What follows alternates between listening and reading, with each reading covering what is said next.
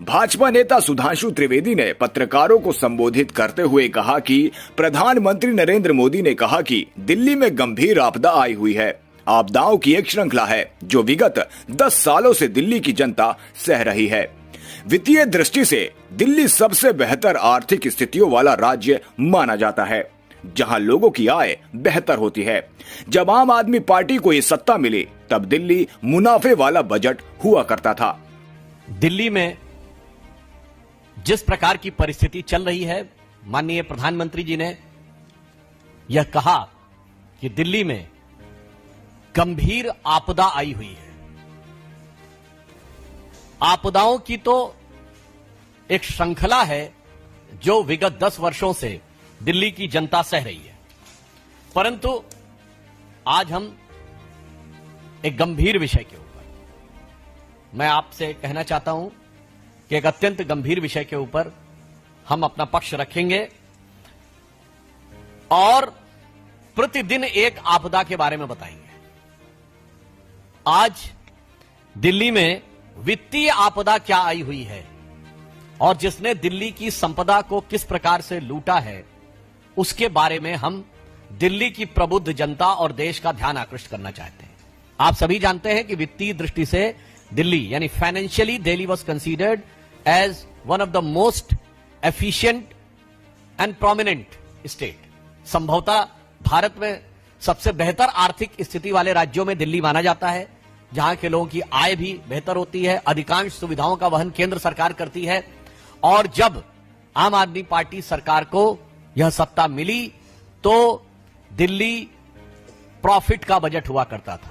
2024 से 2025 पहला साल होने जा रहा है जब दिल्ली घाटे की तरफ बढ़ रहा है। 2014 से 2015 में दिल्ली का राजस्व लाभ 1.56% था। फिर 2016 और 2017 से गिरना शुरू होता है, 0.85% पर आता है और गिरता जाता है। यह वर्ष 2024-25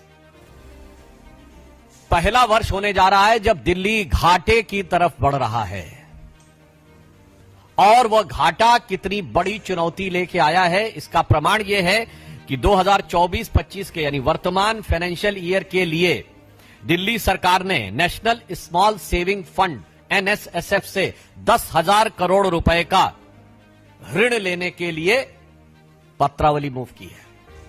और यह परिस्थिति केवल तुरंत नहीं बनी है, यह अनायास नहीं बनी है। उत्तरोत्तर पिछले 10 वर्षों में दिल्ली में यह स्थिति खराब होती चली गई है।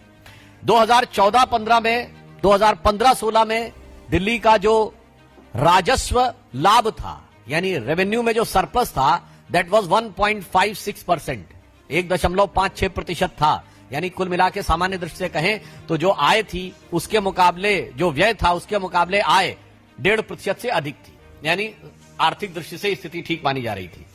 फिर वो गिरना शुरू होता है, 2016-17 में 0.85 पे आता है, फिर 0.72 पे आता है, एक बार उठ के 0.95 पहुंचता है, और 2020-21 में वो 0.19% पे आ जाता है, फिर 0.3 पे आता है, और इस साल वो निगेटिव में जाता हुआ दिखाई पड़ रहा है। अर्थात ये जो दिल्ली में घाटा उपस्थित हो गया है, ये कोई अनायास अचानक किसी परिस्थिति के कारण नहीं हुआ है। ये आंकड़े बता रहे हैं कि 10 साल निरंतर नीचे जाते जाते जाते जाते ये आज घाटे की तरफ आगे बढ़ गए। और जो नेशनल स्मॉल सेविंग फंड्स है NSSF, उससे जो इन्होंने 10,000 करोड़ की इस बार ऋण लेने के लिए आवेदन दिया है, वो भी ऐसे नहीं है। 2016-17 में इन्होंने 2,896 करोड़ रुपए का लिया।